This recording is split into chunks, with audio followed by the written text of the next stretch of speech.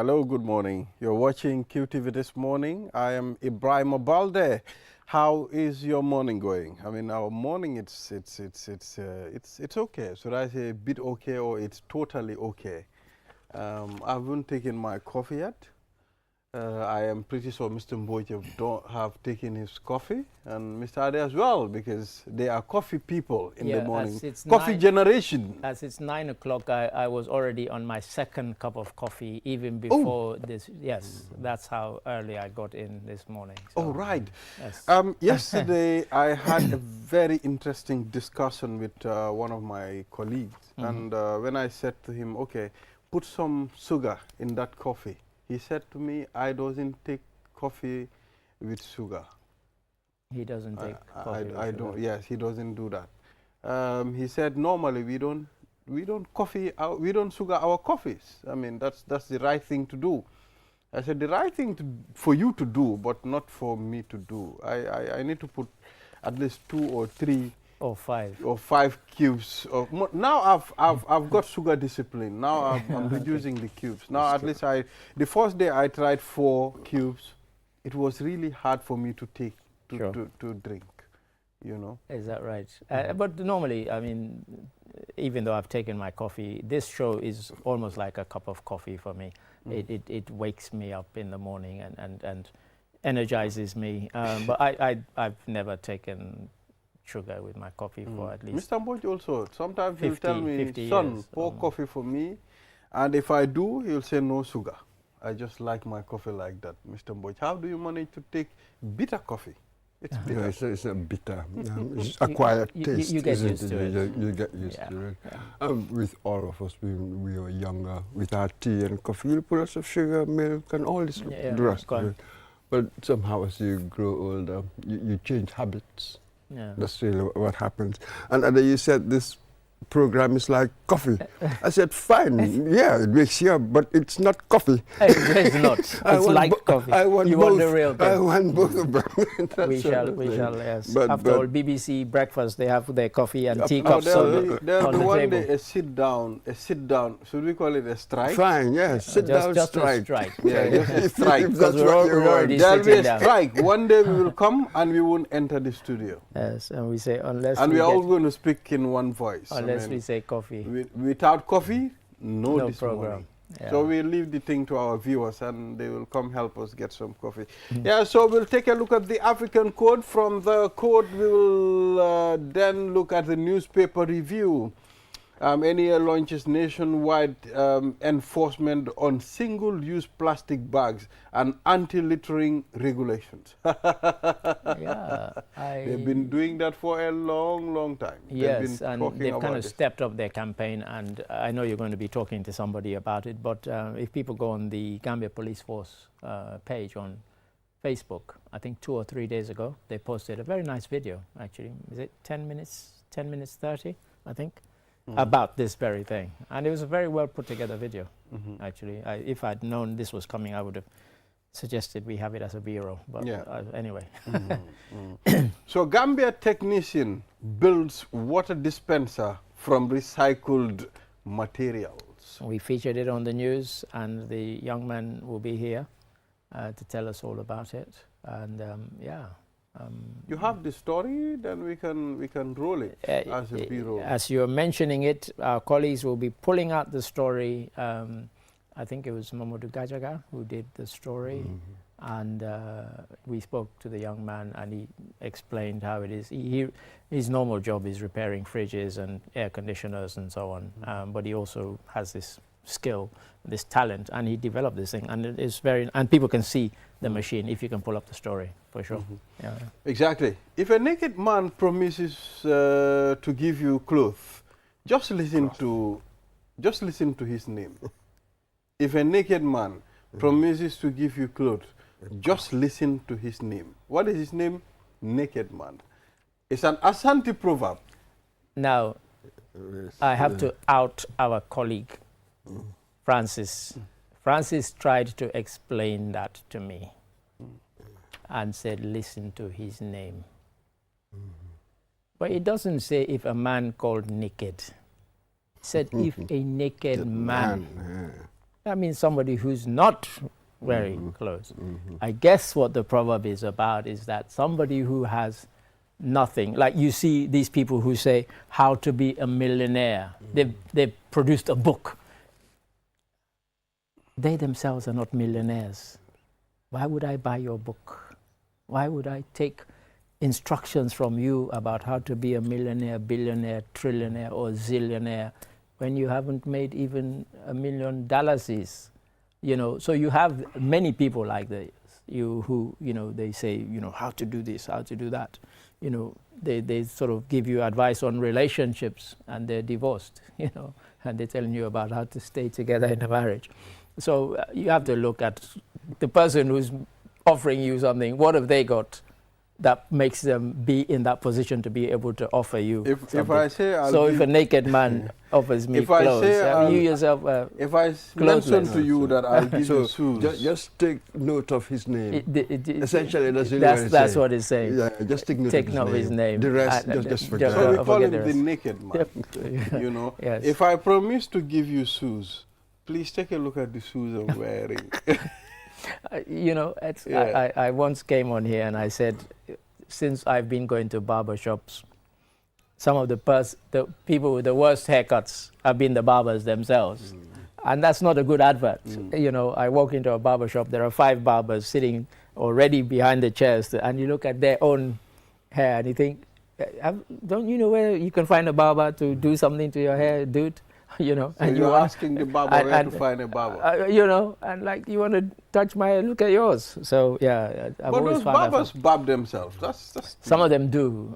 Some of them do, and in fact, some of the guys I spoke to said to me that either they do themselves, or when it's more intricate stuff behind, they get another barber who's in the same shop to do it, because, you know, they want to do fancy patterns. But it's easier to do the one that Mr. Mboj did.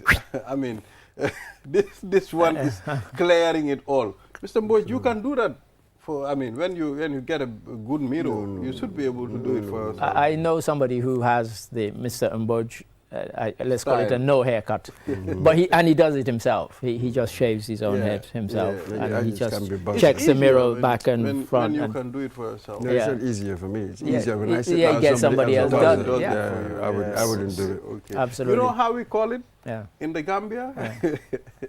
Say who is laughing. We call it ndel.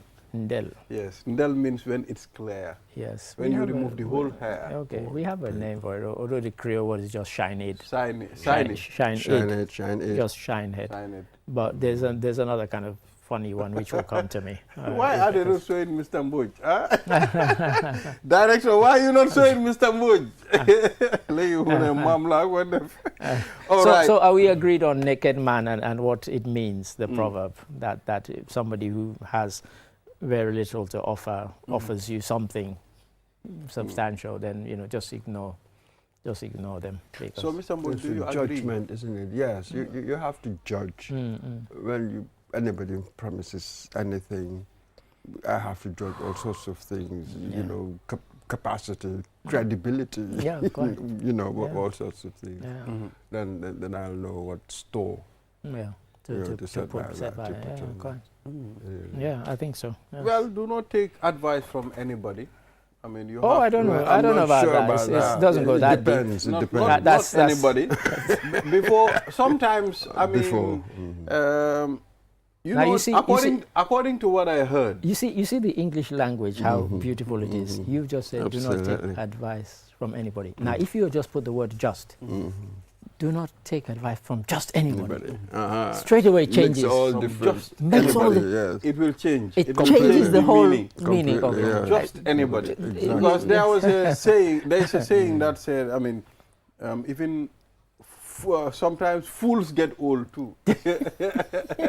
So you can see an old person, you think, okay, I can take advice from this person. The guy is a fool.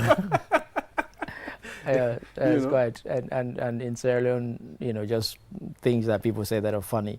They say if somebody tells you he's a madman, then he's not a madman, because a madman doesn't know he's a madman. Yes. You know. So, you know, he said, oh, you're afraid me becoming a Christman. They're like, well, sorry, you're not, are you? Because you're obviously sane enough to know the difference between somebody who's mad and somebody who's not. It reminds me of the guy. He is not mentally balanced at my end. You know, there was a time I stopped by a shop to get something, and he saw me. He said to me, give me some money. I said to him, look, I'll not be able to give you money today, but I would like you to come and see me tomorrow. I'll pass by. Yeah. Mr. Ade, surprisingly, when I was going home, the guy was standing at the same spot, and I saw him. I stopped. He said to me, you said I should wait for you tomorrow. So how should I call that guy? Clever. He's clever. He's smart. He's smart. You know. Yeah, so we're going to cool off for some time. We go for a break and come back. Cool. Yes, after the break, we'll be back for the newspaper review.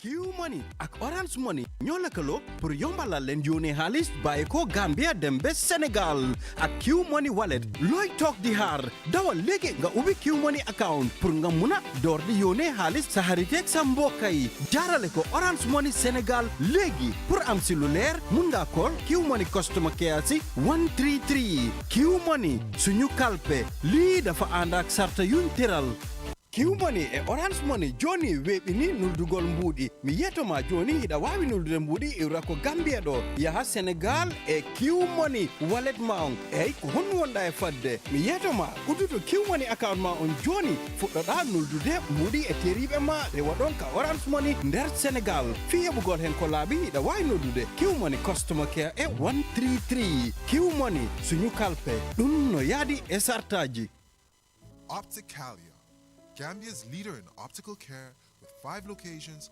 offering the best in visual health. With cutting-edge European technology, Opticalia delivers single vision lenses in just 20 minutes. At Opticalia, we care about our future. Eye exams are free for individuals under 18, ensuring everyone has access to quality eye care. But it's not just about vision. Opticalia also provides advanced audiology services to ensure your hearing health is in the best hands. Our audiology services offer European standard hearing aids and diagnostics, ensuring everyone can hear clearly. Whether it's testing or treatment, you can trust Opticalia for your auditory care. Opticalia offers European standard products, fair prices, and exceptional value all under one roof. Visit Opticalia at the Tropic Shopping Center near Senegambia or call us on 7767-121 or any of our regional branches.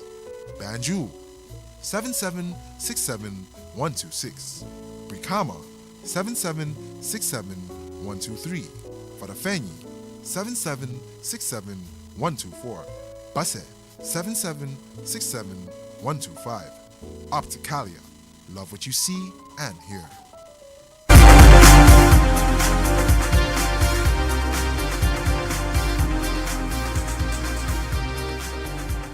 We are back. You're watching QTV this morning. I am Ibrahim Abalde.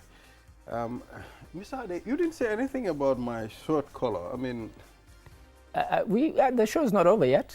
How does it look? It looks floral. It's too floral. It's not too floral, but it's it's eye-catching. Certainly. You mean I'm sort of a flower man, or yeah, if you went into a florist, you would disappear in amongst what they're selling. It's colorful. And it's one of my favorite shirts. This is what we call under my wardrobe. My under my wardrobe shirt. We all have a shirt that we. You know, the other day we had flooding in the house, and it just shows you how things and time changes. So about 7 or 8 years ago, there was an orange shirt, kind of T-shirt that I used to wear. People really liked it, but now it's all got. We ended up using it as a rag to mop the place. And you know, I looked at it. And you know, when I went on Facebook and I saw some of my pictures, particularly when I went to Cabo Verde in 2016. Yes. I wore it everywhere. It's in several pictures. I thought, oh my God, has its day, man. Honestly, that is now a rag, you know. But it's being put to a good use. You can see that. It's being put to a good use, and we mopped the floor with it. Exactly. So we have to move on now. Yeah. Threat into impeachment over ages forceful removal. So the NAM threatens Adama Barrow for impeachment over the Auditor General's removal. The process, I mean, how are they going to do that? Okay, so, well, no, that was a suggestion that because they said he had done something so unconstitutional that it sort of merited impeachment. And this was, in case people don't know, there was a motion put to the House by Al-Mamid Jiba. And it was sort of debated. And there were people on both sides of the argument, or maybe even three sides of the argument. Some said, you know, under no circumstances can you or should you remove an Auditor General.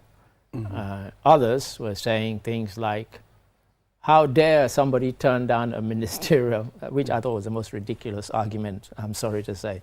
But people actually said that, it should be an honor. Well, yeah, for you or somebody else, but not for that guy. He didn't want it. He doesn't want it.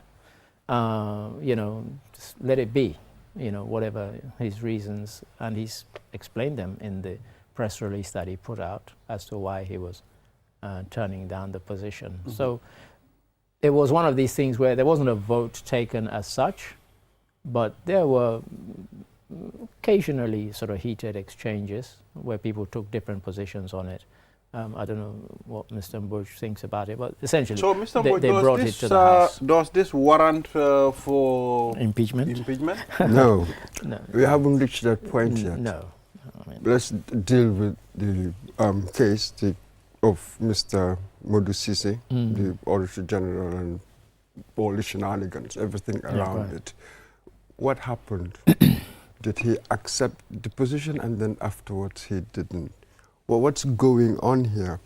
Just granted that he did and then afterwards he changed into his mind. What's the big deal? People can change their mind. People can change their minds. So it seems as if they're out to get Mr. Sise out of that position. Yeah, and how else can one put it? Which the way this which is what he said. The way things are going. When he was, wonder why. Yeah, when he was trying to give a press briefing, and the police came and they ejected him. Let me say, from the office, saying from the premises totally. You no longer occupy that seat, so you can't give a press conference here. And as he went outside, he said, and I guess in what he said kind of burned his bridges, because when you've said that, I think the reason they're trying to get me to be a minister is because they don't want me to be AG. There's no way you can now change your mind. Okay, I'll be a minister after all, because you've made that statement and you've made it publicly. It's there. It's on. We have it on film. Other people have it on film. And his lawyer said, we're going to take the matter of his removal to the one of the kind of sensible people I heard in the National Assembly did say, how did it ever get to this? He said, once the guy had said, I don't want it, literally the president should say, okay, everybody go back to your positions.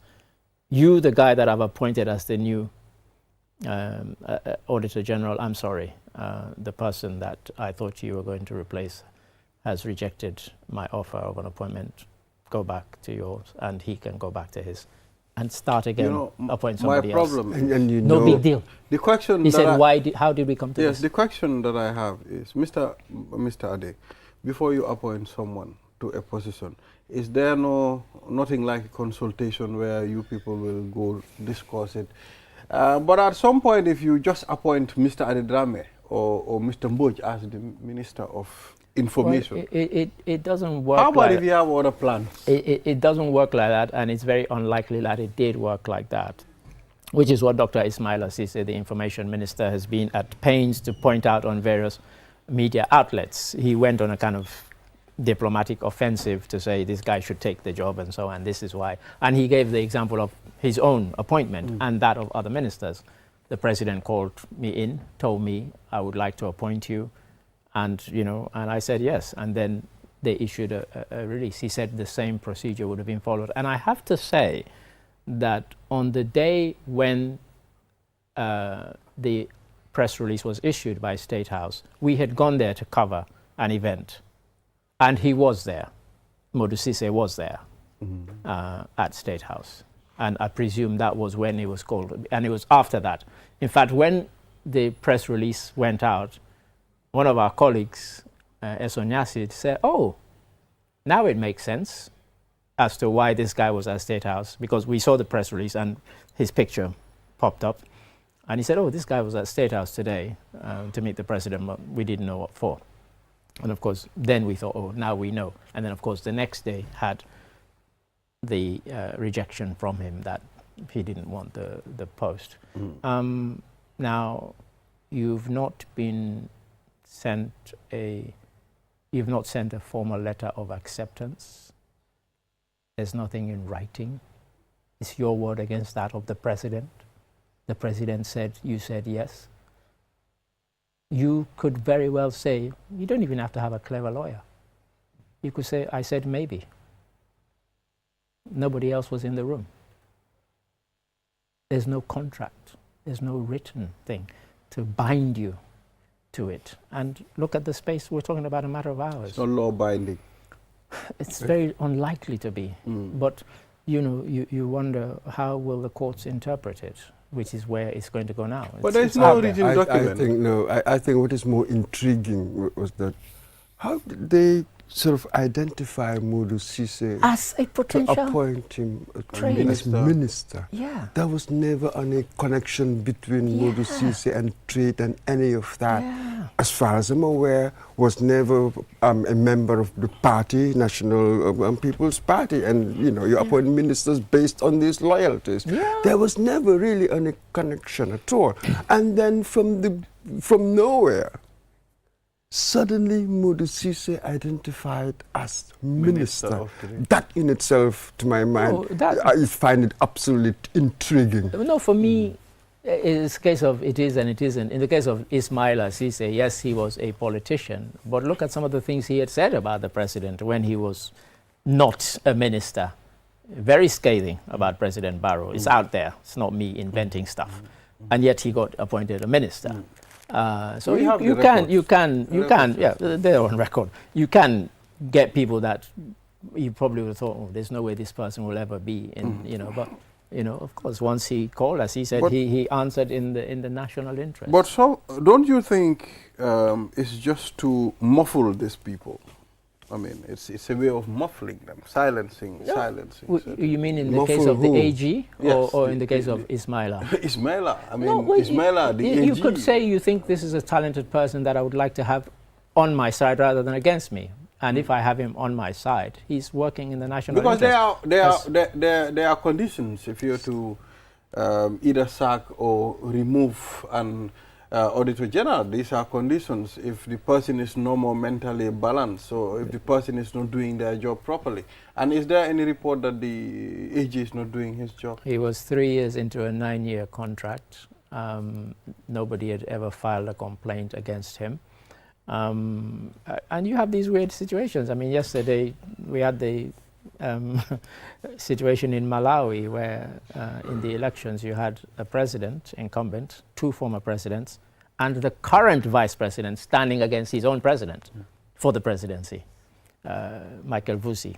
I mean, he's standing against his own president as vice. So sometimes you get these weird things, but yes, there are conditions, and that again came up in the debate, and it also came up in a letter that Halifa Sallah published about the conditions under which you can remove somebody from the post of Auditor General. It has happened in Sierra Leone with a lady called Lara Taylor Pierce about 4 years ago, maybe, removed by President Bio. She took it all the way up to the Supreme Court and she lost. Oh, she lost. She lost the case, which shocked everybody because for 2 reasons. First, it was the first time that it had ever happened in Sierra Leone that a president. And in her case, it came just after she had issued quite a scathing Auditor General's report that criticized both the Office of the President and the Office of the First Lady. And it seemed to everybody that that was why she was removed rather than any other thing. But people thought she might win her court case, but she lost. You lost. Yeah. Well, you never know. Which made people smile. Yeah, so let's okay. Dabo calls for mutual respect in response to Barrow. I mean, not recently, Adamo Barrow and lawyer Usainu Dabo, they seems to be throwing shots at each other all the time. There's an election coming, don't you know? I don't know whether it's throwing shots and stuff. I mean, but some of the stuff that you get out there is kind of silly. I mean, like when Barrow went to inaugurate the NCC-UG, whatever it was, that was set weeks ago. Nobody knew that was the day the UDP were going to be at Bakote. Were going to be choosing their flag bearer and announcing who the flag bearer was. Of course, he happened to drive by and he waved, and people waved back. You know, people didn't hurl insults or anything like that. But some said it was provocation, and so of course it's a nonsense. That was a nothing thing, but people tried to make something of it. So sometimes you get these things. Look, it's politics. You'll get people, as you said, throwing barbs at each other. And yeah, politics, when you are vying for the highest position, it can get like, you know, a boxing match. So, you know, it doesn't have to descend to certain levels, but it doesn't have to be gentle either, because the stakes are so high, you know, what you're aiming for. So we will get it. So talk about respect. Yeah, they probably respect each other, probably fear each other a bit. I mean, Mboja, I don't know what your take is on this particular, because I don't know what the context is, to be honest. That's exactly. So we're kind of trying to guess what the context is for that statement. Yeah, so it would have been good. We also have the Gambia condemns Israel attack on Qatar. There was another one. There was the vice president on the there was an emergency OIC summit in Doha in Qatar, and vice president gave a speech there, as did people from several other countries. It was a kind of emergency summit. And he made, you know, actually some made much stronger speeches of condemnation. His was kind of very general, but one of the speakers, I forget which country now, says, yes, we can come here, we can talk, but we need to start doing stuff if we're serious about Israel. He said, because even in this room, some of you are still doing business with Israel. He said, so how serious can you be about sanctioning Israel? And certainly our vice president wouldn't have gone as far as that, but others did. And the other interesting thing was more than half of them spoke English at that event. So I think really the tragic thing about this whole incident is that this is all that we've got left. That moral expression, the moral condemnation. Moral indignation. Moral indignation, fine. Whereas what's going on in Gaza right now, it appears that there's really nobody that can do anything to stop it. Yeah. That is really... And the kind of, the you know, ineptitude of the authorities, the impotence of them to actually do anything to intervene. Israel can do as they please. I think we're really seeing here naked power in action. For real. There's nobody who can do anything. You call it China, call it Russia. Whatever is going on is going on. There's nothing that you can do. Are they interested in it? I don't get that sense. Yeah. It's an extraordinary world we're living in now. And it's a world of hypocrisy. You know, Trump, for all his bluster and his, you know, nonsense that he comes up with sometimes. There was a statement he made at the weekend. He said, you know, these European powers are saying that, you know, we should sanction Russia. Well, more than half of them are still doing business with Russia. He says, stop your business with Russia if you're serious. Don't buy oil, don't buy gas from Russia. Then I'll know you're serious. And he's right. You're buying oil and gas from Russia and you're saying, oh, USA, sanction them. You sanction them by not buying their oil and gas. But because they're so heavily dependent on it, they're not going to do it. So it's pure hypocrisy, you know, and we get that. And, you know, as Mboj says with the Gaza situation, it is tragic. We are seeing a genocide unfold before our eyes and nobody is doing anything about it. And I mean nobody. They're talking about it, but that's it. That's all they do is talk. It's talk, isn't it? But nobody's doing anything. Talk is cheap. Talk is cheap. Charlie Crick, a loyalist of don't even go there, please. Donald Trump, was also shot and killed. Mr. Ade. I don't even want to address this. I'd never heard of the guy before he was killed, so I don't even want Yeah, I mean, it surprised me. I mean, how recently he just got relevance and everybody talking about it. Lots of people in the office said they'd been watching his podcasts and so on and getting enraged, particularly about things he said about black people and so on. And I've also seen people celebrating in the US, celebrating his death. Well, I didn't see anybody celebrating. I saw people complaining that people were celebrating, but they didn't post any examples of people celebrating. I saw videos. Yeah, well, I saw videos. For me, as I said, you know, and you know, some of the videos. Okay, you brought it up. I don't know why. It's nothing to do with Gambia, but some of the stuff that was, well, people were criticizing black people for mourning his death, considering his views on black people and some of the nasty things he'd said about black people.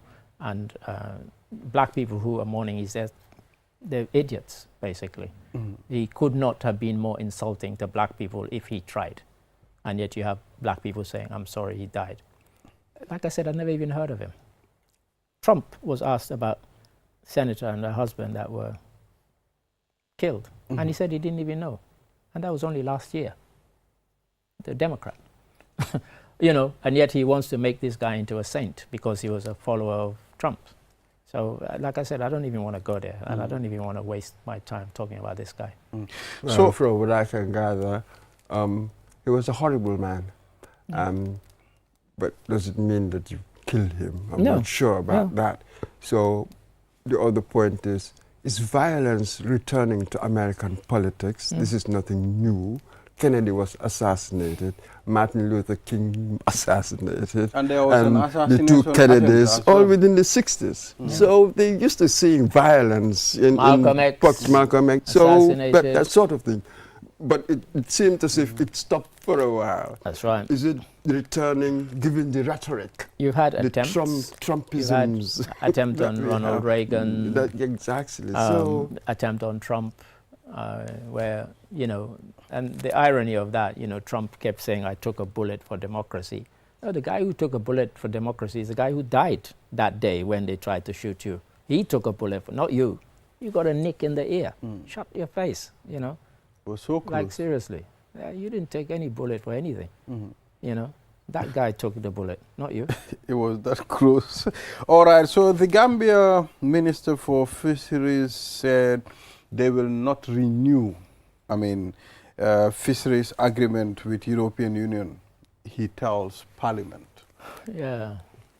Again, I don't know how much people follow the National Assembly. They didn't favor the Gambia. Why are they renewing? No, we just want specific information. We are not renewing because of reasons A, B, C, and D. Probably he mentioned it to Parliament. He would have idea that one can evaluate, you know what I mean, certain things. You can assess. Yeah, that's right. By sort of following through in the reasoning. Well, that's right. You know, why are we not renewing it? Is it because of A, B, and C? You know, so And then what's the alternative? Well, that's right. Is there any? That's right. What do we do? Was it a bad deal in the first place that we shouldn't have signed, and so on? So yeah.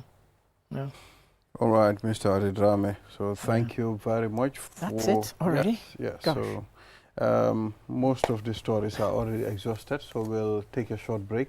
Then we'll also in our next guest on the program. So thank you. Yes. Go get your third cup of coffee.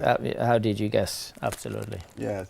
So we'll be right back. Mr. Mboj, we're here for a while. We're not going now. Until 10:30.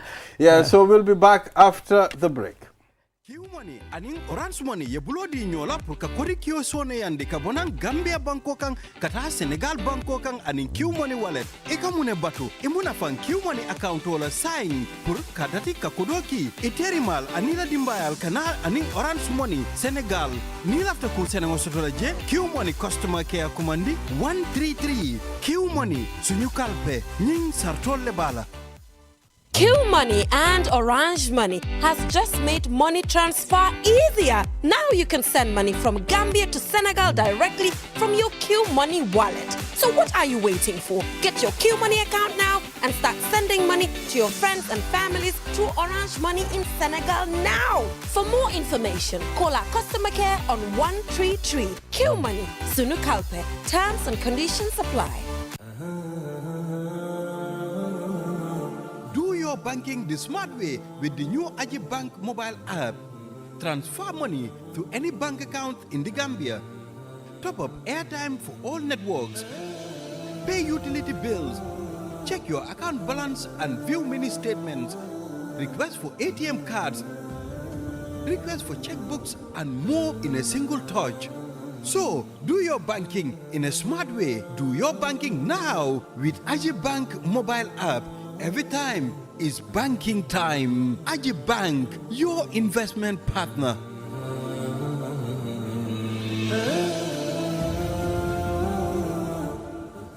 Q Money ak Orange Money ñoo lëkkaloo pour yombalal leen yónnee xaalis bàyyi ko Gambia dem ba Sénégal ak Q Money wallet looy toog di xaar dawal léegi nga ubbi Q Money account pour nga mun a door di yónnee xaalis sa xarit ak sa mbokk yi jaarale ko Orange Money Sénégal léegi pour am si lu leer mun ngaa call Q Money customer care si 133 Q Money suñu kalpe lii dafa ànd ak sarta yuñ tëral.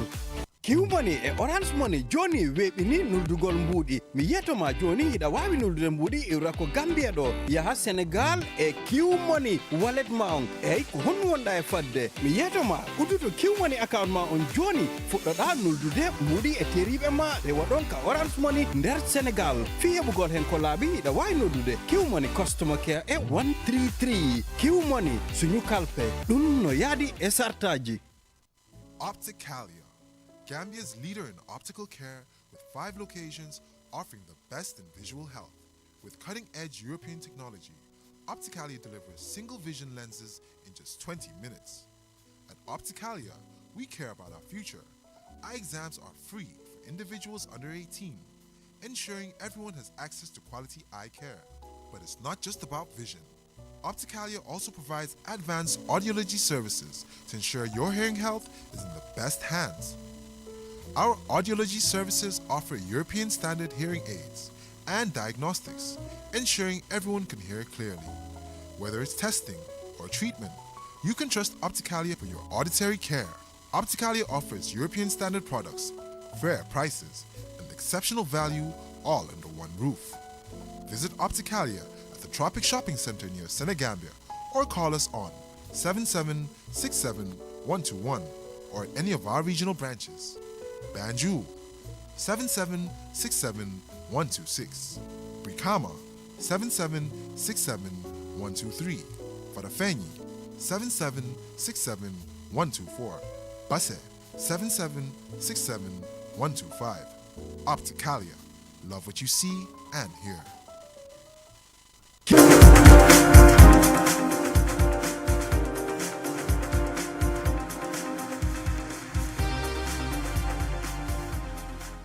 We are back. You're watching QTV this morning. I am Ibrahim Abalde. Thank you very much for always following this program.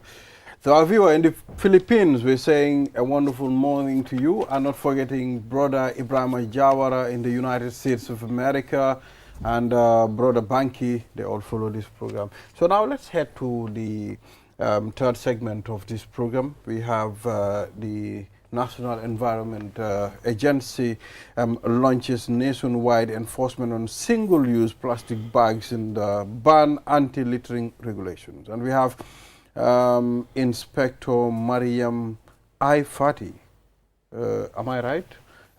Deputy PRO Gambia Police Force, and Hassan MS Dukure, Program Manager Environmental Quality National Environment Agency. Gentlemen and lady, welcome to QTV this morning. How are you people feeling? We're good. Good morning. You are all good. Yeah. All right. Let's talk about this enforcement. Okay. Who are we going to start with? Is it the police or NEA? Or let's start with NEA. Okay. Yes. So tell us about this exercise. Okay. Thank you very much for inviting us here. it is important that we use this opportunity to at least talk to the community and be able to put out their reasons for our launching of this enforcement. Actually, the enforcement has been ongoing, but we choose to, use this approach, basically, to use it as a platform to sensitize more and then make more awareness, as far as the whole enforcement is concerned. It has come to the notice of the National Environment Agency as well as the police that littering in the country has become so prevalent. And there is a regulation that regulates that kind of behavior.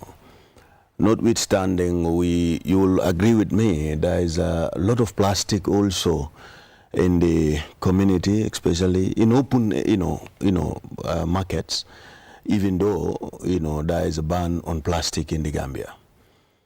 So because there is a lot of perception around that, and there is a lot of misunderstanding about the law, we felt it is important that we launch a holistic nationwide approach, so that to doing that we will be able to at least in the meantime sensitize while we inform everybody that these plastics are still banned, single-use plastics are still banned, and littering is also a crime as far as the laws of the Gambia are concerned. So we collaborated with the police, knowing that they are the custodians of law enforcement as far as Gambian laws are concerned.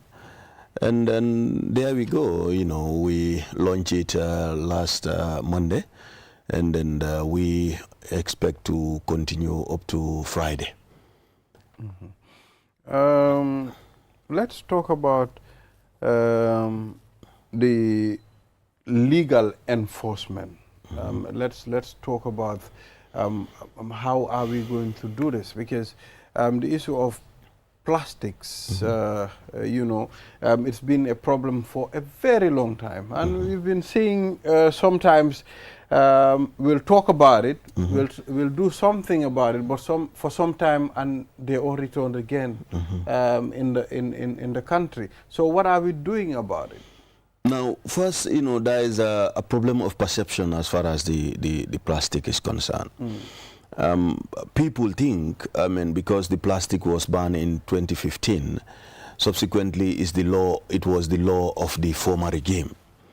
And that's an area that, really is confusing as far as the community is concerned. But have you cleared that confusion? We've been talking to the radios, we've been talking. In fact, this is not, like I said, this is not the first, nationwide enforcement that we did with the police as well. We're still continuing to sensitize, but then sometimes these perceptions, it takes time before, you are able to at least, conscientize adequately of the community as to what, actually obtains. Now, if you look at, the plastic ban, law, it has 3 different categories. Now, that guy who uses plastic is banned. That guy who, imports wholesales plastic is banned, as well as that guy who imports.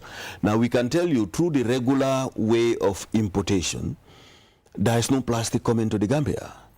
But unfortunately, if you look at the, the structure of this country, you will realize that, our border between ourselves and our neighbor, which is Senegal, Senegal did not ban plastic. Plastic is manufactured in Senegal. And our borders are so porous. In fact, I don't consider them borders because we are just one community, on the borderline. So you see, plastic comes through those entities into our markets. Yes, our enforcement needs more robust approach because if you look at plastic in the market, you tend to think that, why is it there? Is it so prevalent, even though it is banned? But then, we are doing a lot of efforts. That's why we collaborated with the police in order to push that back. Okay, before we talk to the Deputy PRO, Mr. Dukure, I would like to know what type of plastics are banned in the Gambia? Okay. Single-use plastics are banned in the Gambia. When we say single-use plastics, that includes the bags that single-use plastic bag that we normally carry up and down to the market and, carrying stuffs. That bag that, that yellow bag, if you like, the other one, the white bag that you will see that sometimes you will put, what they call ice in and all that. All those plastics are banned. However, are bottles not plastic?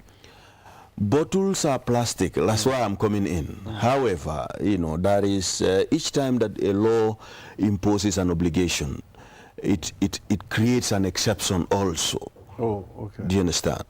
Now, there are type of plastics that are allowed.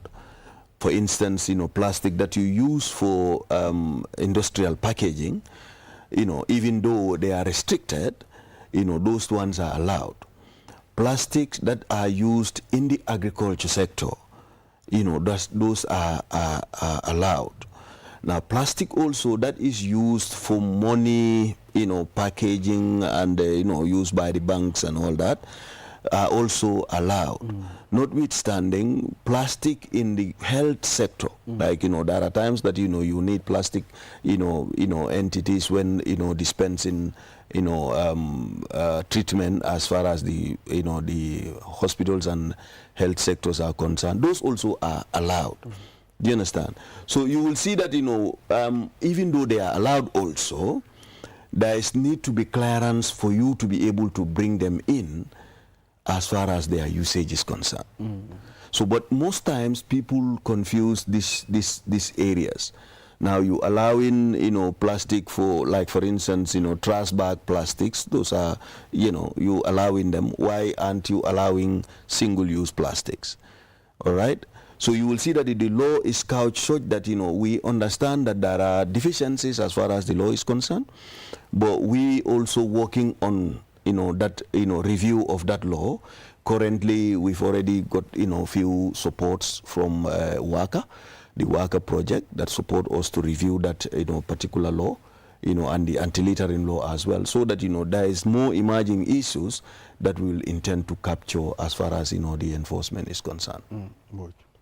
Why don't you bring in? Yes, the Deputy PRO. The role of the police. Yes, so all of this. Please take us through. You enforce the law. Tell us, how are you going to do that? Thank you, Ibrahim. Thank you, Mr. Bush, and my counterpart from the National Environment Agency. Sorry, I have a very bad voice.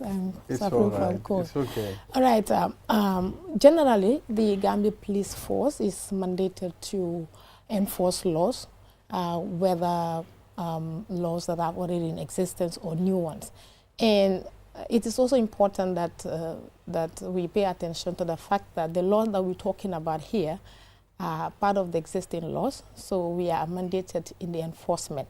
So the enforcement needs collaboration and partnership. We understand that the principal agents responsible for environmental laws are vested on the shoulder of NEA. So what we do is we partner with them, and for instance, if they are in a position to kind of conduct some sensitization, for instance, or a kind of reading, for lack of a better word, if any time such a thing happens, so what they need is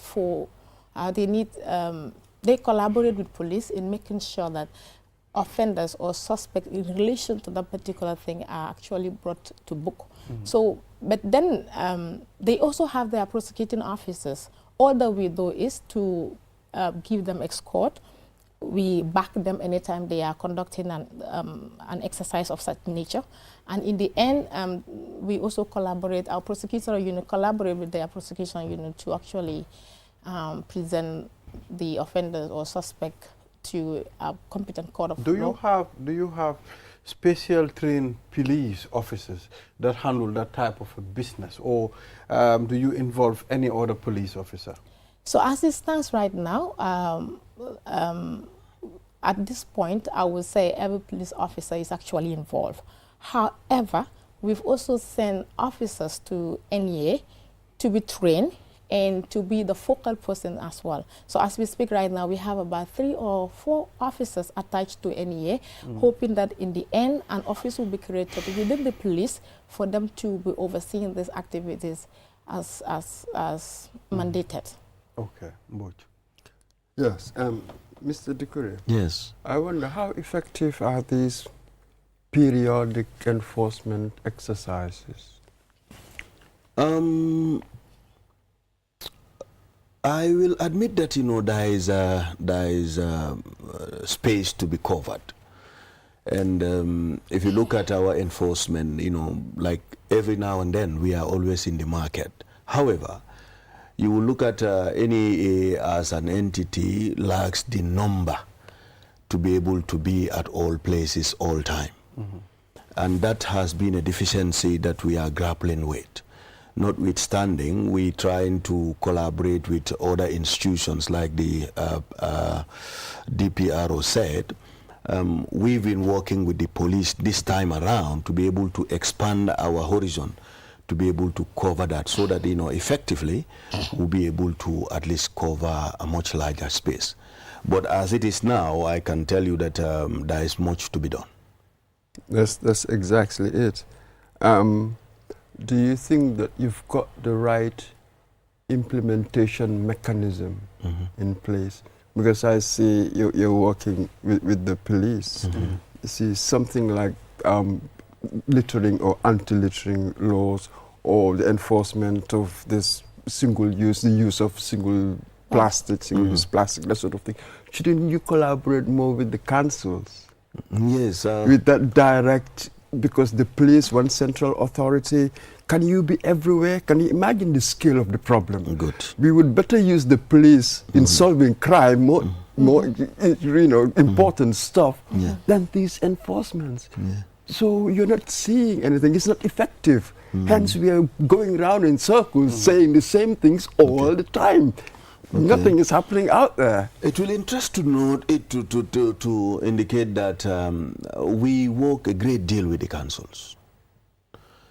We work with the councils in the sense that, for instance, example, KMC has an anti-littering unit per se. And that anti-littering unit basically works almost in tandem with us. We support them technically to be able to at least enforce as much as they can. We give them both material and technical support to be able to do that. However, like we said, we're not doing this thing ourselves alone. Like we said, we're dealing with the police. Now, before we even start this enforcement, ourselves alongside the police went a nationwide consultations with various administrative heads and stakeholders.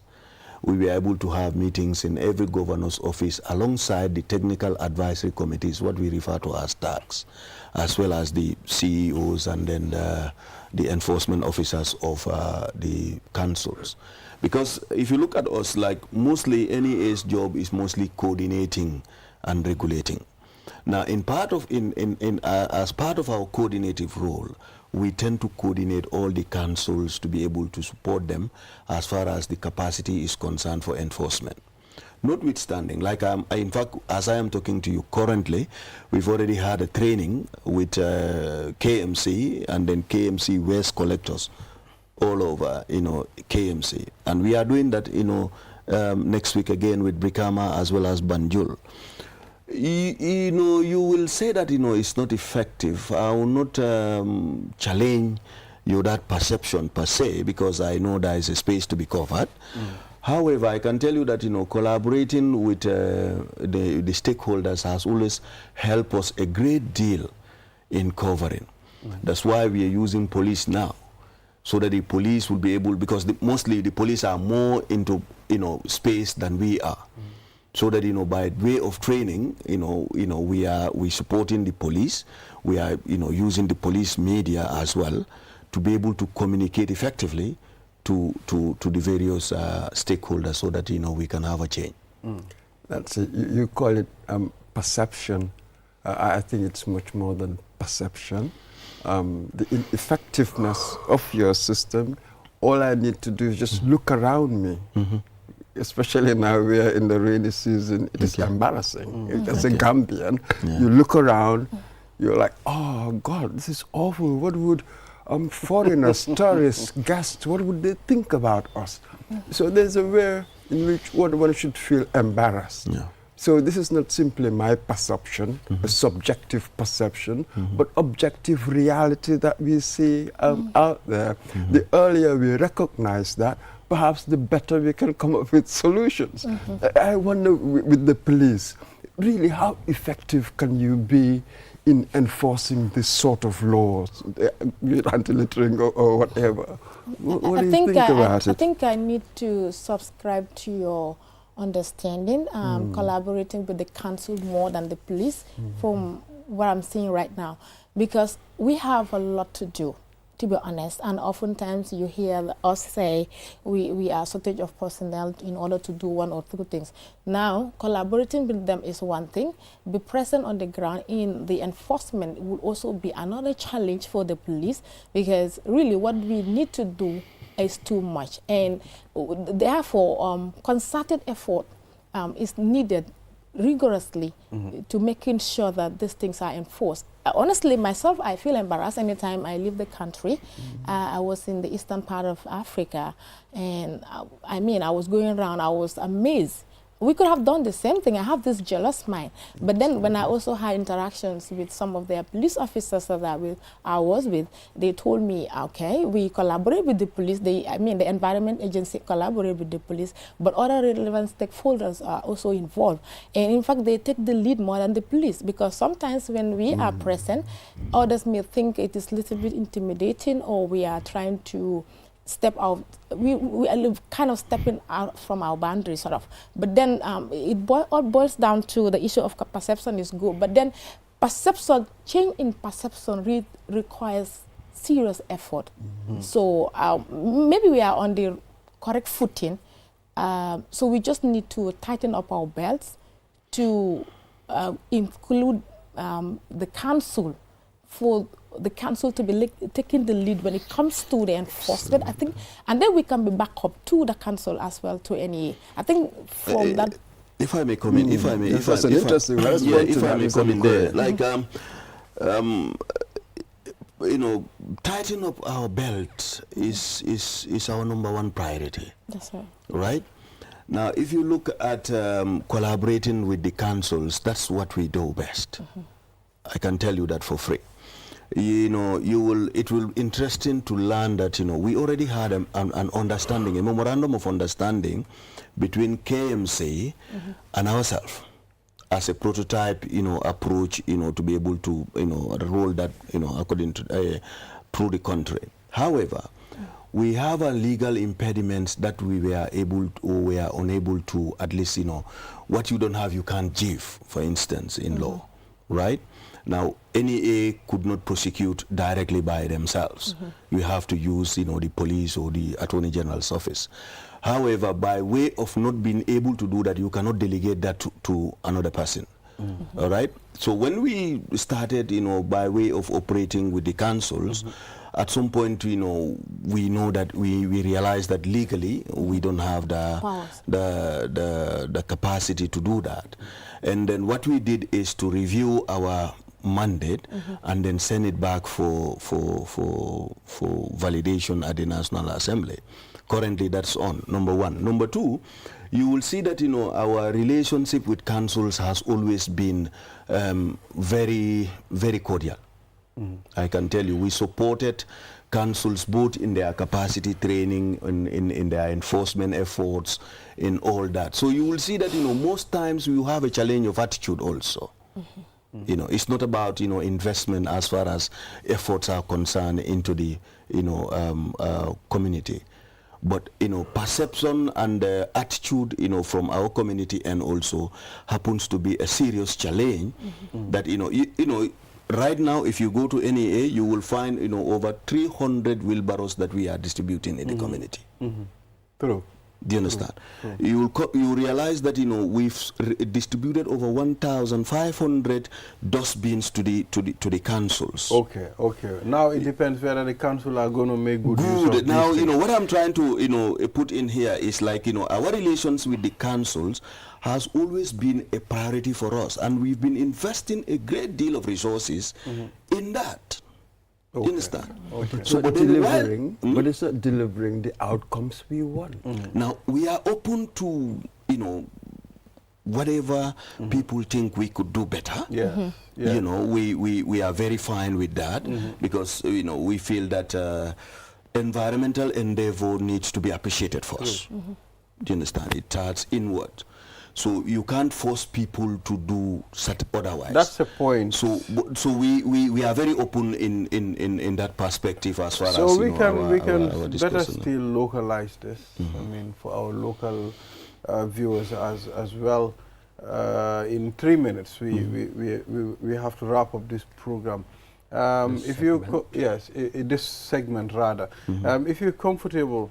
I mean, Mandinka, please tell us about this exercise. Okay, I'm very comfortable. You are Mandinka? No, I'm a Sarahule. Sarahule, Tukure. I'm a Sarahule, but I'm very comfortable with Mandinka. Please. Like, Assalamu alaikum, Badingulu, aning Jiber Lal Milben Jibekang.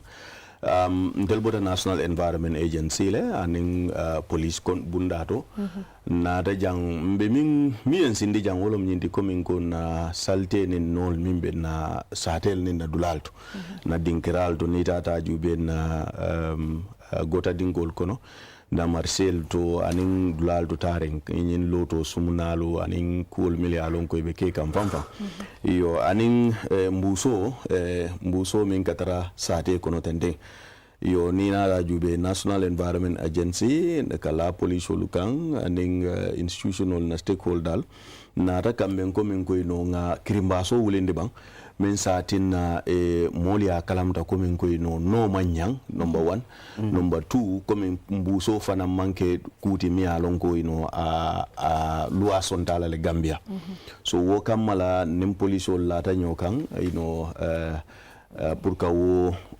enforcement oleke nga dati tene lungo na bitala fo kata arjumalon yo bare ni ajube na kacha kono jang e kamentande na comme ça moderator kamentande wolom nyeti comme ko nka katol minke muna wolla ila effectiveness be nyaadile comme ça nse mune keno pour tumando bato nga kuwenyin gena ke so that na result e gena betia comme ça be nyame now ni na tan dandangol jibe tonya momo en dandangol jibe da make you feel sorry you understand e kamira coming ko mantra investment okay kam but then investment okay kan andung environment agency ning area council olu aning governor office olu aning other stakeholders mbebe mbulo dun kanyobul ni na tajibe currently found tatale environment agency tatale fo na tricycle ke di community la aning area council la yo ni na ta wol jibe wol fangol dol marata nyameng fang you feel ika ngomale munati na yo investment sifalke so mostly in as much as nga accept le comme ko nyanta katola falale fine mol la daji ko fana nyanta le kafali tonya because iba realize la ko men ko nying ibuka lo mo kunto do ba tamoli pala pura kuke anyanta kaminge so but then for mol sa appreciate le ni aje nga police la ndim fankan because already signed nga police unit soto le National Environment Agency head office coming ko mil pour kam ma koy na cool se democratize no nyaming you understand because itina la nyapi mol kam 50-50 yo bare coming ko enforcement o se Kenya ming in terms of police la dokuo aning isake no nyaadile in terms of technicalities mil nyanta kabona tolla fanko tolla karola mbuke kanne fanfang you understand wo kamala mbe jama danela pour coming ko nyimmanke coming ko modemati you understand manke modemati andung kulo mi alon ko ndembe fennom because jawo kay amandra moy kulloto ne den ngo jibe do ngi tela filala tonya you understand so iden no dum amanke komin ko molle ba be sen andilete wati fo finance bulo keje ikoni moli ikoli ifananke economy amanyam fang pour yedula jibe don yembu sota o ye fennori wota ya fay siloka good wo mo fennete me yalon ko sometimes nka mira molke mira nyaming because ikadula je seneyari ye fendo mo foka pare ya fayji good.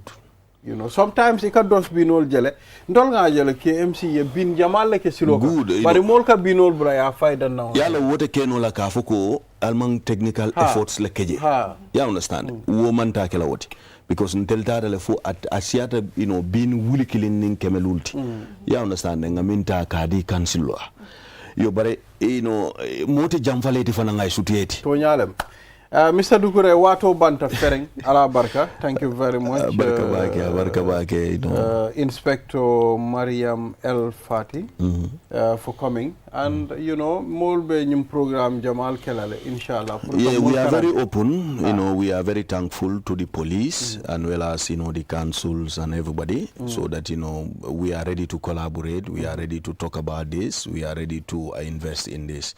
As far as, you know, national environment is concerned, mbe korondore ne puruka mbulodi molla nimmel be nyode mala nyin kokono you understand so wokamala you know mamba mfento you understand because you know nsa kenya onya daso bijele yo nen daso bije don woto wolam nyenti komin ko you know katanya to fonni mol sembulo la nyobo tonya ala barka. Thank you very much for coming. Viewers, we'll take a short break. After the break, then to the last segment of this program. We'll be back.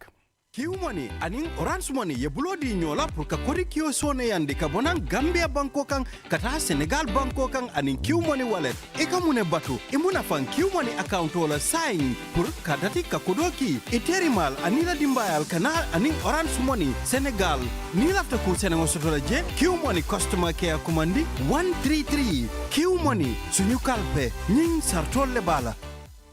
Q Money and Orange Money has just made money transfer easier. Now you can send money from Gambia to Senegal directly from your Q Money wallet. So what are you waiting for? Get your Q Money account now and start sending money to your friends and families through Orange Money in Senegal now. For more information, call our customer care on 133. Q Money, Sunu Kalpe. Terms and conditions apply. Banking the smart way with the new Aji Bank mobile app. Transfer money to any bank account in the Gambia. Top up airtime for all networks. Pay utility bills. Check your account balance and view mini statements. Request for ATM cards.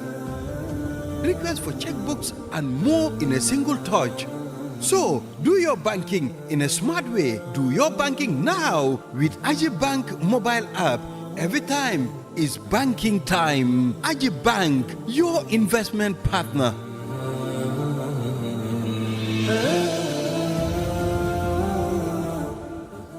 Q Money ak Orange Money ñoo lëkkaloo pour yombalal leen yónnee xaalis bàyyi ko Gambia dem ba Sénégal ak Q Money wallet looy toog di xaar dawal léegi nga ubbi Q Money account pour nga mun a door di yónnee xaalis sa xariteeg sa mbokk yi jaarale ko Orange Money Sénégal léegi pour am si lu leer mun nga call Q Money customer care si 133 Q Money suñu kalpe lii dafa ànd ak sarta yuñ tëral Q.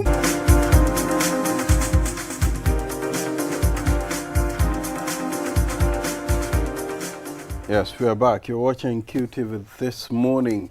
Thank you very much for always following this program. And we are wrapping up for the week. I mean, it's Thursday today, isn't it, Mr. Mboch? Before then, we have one more segment we have to one do. more segment to do. Thank you very much. And no other than William Mendy, refrigeration and air conditioning technician. Gambia technician builds water dispenser from recycled materials. And we have Mr. Mendy Butakala. Now it's Bufa. Ah, now it's Bufa. I keep confusing this all the time. Butakala is in the evening. Oh, I said Butakala the other time again. Today I said Butakala Bulong. Why should I say Butakala? It's Bufa. How are you? I'm very well. It's good to have you here. Yeah, it's a pleasure to. Yeah, so, you know, without wasting much time, let's go through your career as a technician, refrigeration and air conditioning. How did you start? Yeah, this is something that I have always wanted to be ever since I was young. after my graduation from senior school, I went and enrolled myself to GTTI. That's the Gambia Technical and Training Institute, now called USET. I went there, I did my certificate, and then go for attachment, came back again for my diploma, went back on a few months attachment, now called for employment at the industry. That is where I have been learning on how to expand, how to develop myself, and then, to see in a way where, to make myself a better person in technical field. Yeah. So where are you employed now? I am employed in the industry, like I said. I work with Keraba Hotel. Okay. Moved from Keraba, went to Senegambia Hotel. Okay. And then, of recent, I'm working with Medsi. So you are more of a hotelier now? Yeah, okay. I'm more of a hotelier. Okay, interesting. But then... Yes, so yeah. Mr. Mboch. That's it. So let's move on. Yeah. How did you come up with this idea of turning recycled materials into a water dispenser? If you have the video, director, please, you can put it up so that we can see it. Yeah. Yes.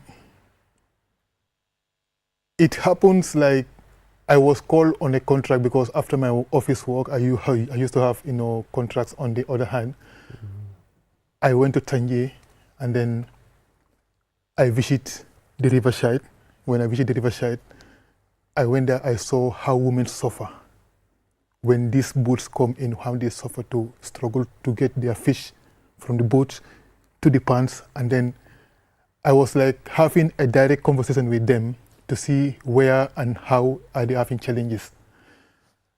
Most of them complains of storage facilities.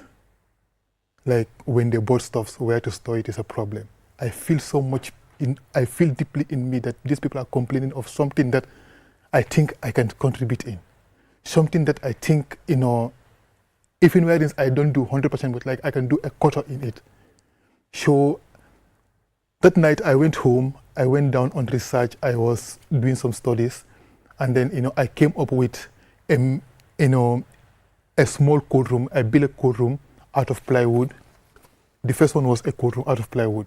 I built that one out of plywood, and then, along the line, it was functioning, and then in that cold room, I have a capacity of like 50 ice blocks. I can freeze 50 ice blocks in 3 hours. And like every 3 hours, I produce 50 ice blocks. Every 3 hours, I produce 50 ice blocks. That is where I went further again to expand, to see where actually I can also go in to see, to read that yes, I go beyond that cold room. That is where I came up with this water dispenser. About the cold room, what did you do to build it? How does it work? This is the question that everyone is asking me. How did I come about it? Even when I went to buy the material for the project, the taxi driver who brought me in was like, he was thinking that probably maybe I'm having a compound that I'm building, so I'm using those plywood for concrete pillars and stuff. I told him, no, this one I'm going to build a fridge with it. He told me, how do you mean? I told him, everything is trials. In anything that you see, there must be something that inspires you to do it. And then with this one, I am trying in it, and then I'll see that it works. He told me that, take my number. Anytime you are done with it, just give me a call. I just only want to come and look onto it to see whether it's working. And in the society as well, they were telling me that, it's not possible, that I cannot do it. I told them, no, I will give a try to it. The day that I powered it, around my workshop, everyone was like coming to see, to have a taste of the first water of that, refrigerator. I used plywood to build it, to make a box out of it. I used installations inside that plywood to make sure that, yes, air doesn't penetrate in. Because, in refrigeration, we don't need air inside. Okay. We need pure installation. And that installation is what I did. Brace it with aluminum brasses so that I can have, a stable installation inside. And then fix all my pipes, my evaporator, the condenser, all the necessary parts that is needed. And then that's how You put them together? Yeah, they put them together and then. So now let me just turn around the question a bit. What were the biggest challenges you faced in building it? The biggest challenges I face is like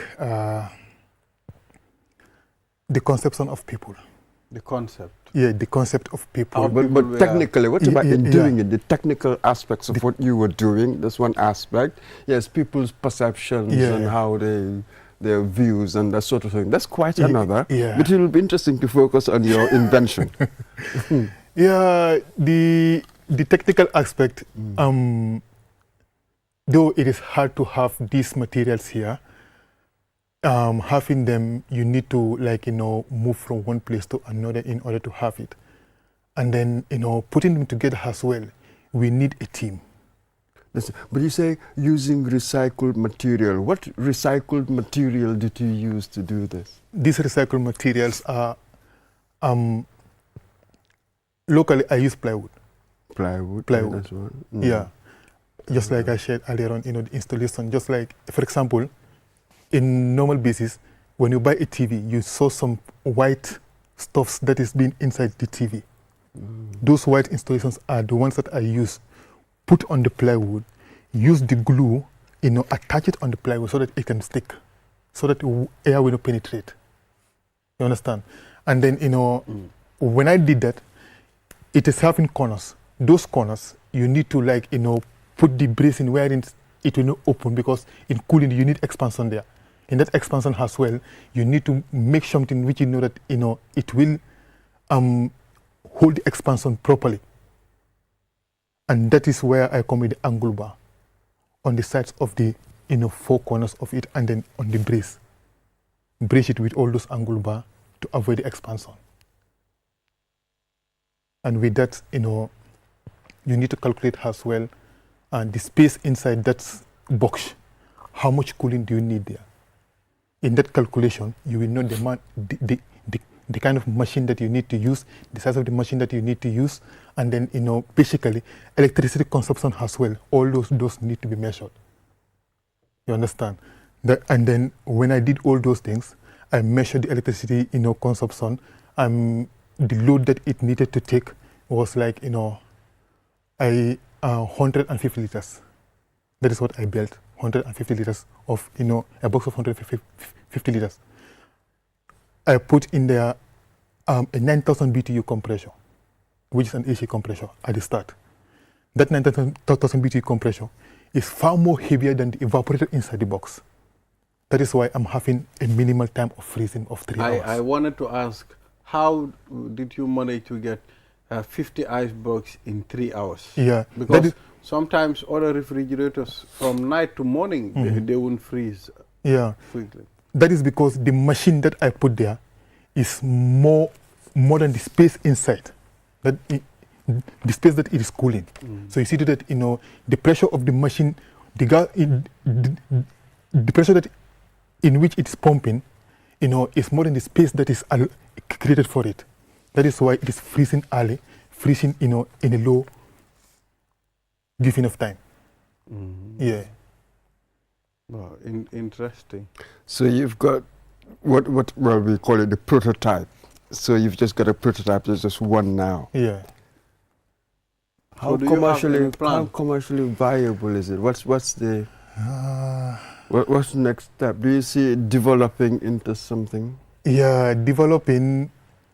That is where I need investors in. That is where I need supports, in people whom you think that they can be of support. Because for the meantime, just like this water dispenser, I made one for myself at home. That is one at home. That's one the one that I'm using at home.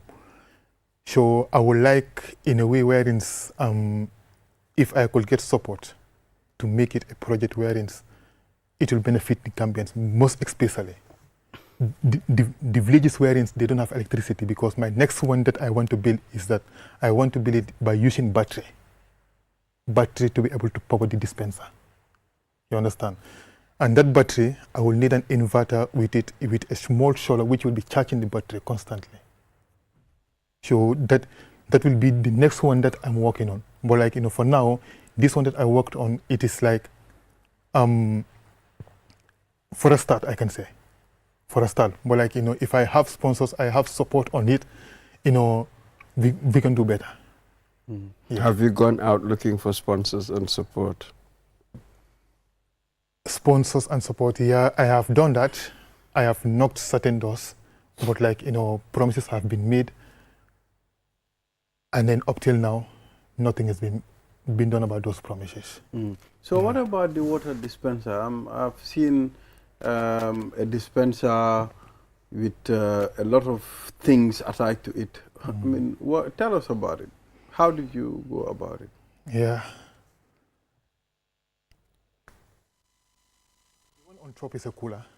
The blue one is a cooler. I went to the market, I bought a cooler, removed the inner cover inside the cooler, run my pipes there because, you need cooling in the base. Underneath, that is where I run more pipes because you need, water to cool in a high, tendency there. So on top will be a pre-cool. The water will cool, but like not actually, the way you wanted it to cool when you're drinking. So the more you press the water to come, the more the water is coming down, and then if you give it time, it will be more cooler as well. So after building the cooler itself, I went to the welder man. That is where, he made the stool for me. That's the stool that... The frame? Yeah, the frame where the cooler is on. He made the stool for me, and then I come, fix the machine there, fix the condenser. The one underneath there is the machine, the condenser, and then the filters where it has been welded, and then gas will pass through. Yeah. How long did it take you? This one takes me like 2 weeks. It took you 2 weeks? Yeah, 2 weeks. During the day, how many hours working on it? How many hours during the day, for instance? No. If you count all the hours you put in it. Basically, like, when I come from work, when I close from work, that is when I have time to work on this. But like, I'll work on it a day, like an hour or 2 hours. I stopped because I don't want to, like, overuse myself on it. Because the more I overuse myself on it, I might be missing some certain parts. I might be missing some certain things that I need to put there. That is why I put myself on a working hours of like 1 hour, 30 minutes, 2 hours. I stopped. A day for 2 weeks? Yeah, for 2 weeks. Did you sort of take your account? How much did it cost you? It cost me like, because I bought the cooler for 1,700. The pipes, I bought a roll of like 1,200. The compressor, $1,000. Gas is like a kilo is 500. Compare, in combination of all those, it cost me around 5,000. 5,000. Yeah, 5,000. Absolutely. Now, if you were to sell this commercially, how much would you sell it for? Yeah, commercially, I'm looking at it like at the range of like, because I'm not looking at overpricing. I'm not looking at overpricing, just like I said. I'm looking at it at the range of like, 6,500 to 7,000 to meet the need of people. Yeah. All right, interesting. We hope to see Mr. Mendy's invention one day. We hope to be using them in our houses, in our villages, everywhere. The women at Tanje Market would be happy to have coolers, to help them maintain their products and all these things they are doing. So thank you very much for coming on the program, and we wish you all the best of luck. Do you have a QCell line that they can call to support you? Yeah, I have a QCell. Give me the QCell line. That is 34 91 991 3491 991 3491 991 to support, or you can reach out to news@qtv.gm. We would be able to relate you with Mr. Mendy. Thank you. Viewers, this is all we have for this week. Until we come here again next week. Mr. Mondumboy, enjoy your weekend. Have a good time, man. Yes. You bet. Until then, bye-bye.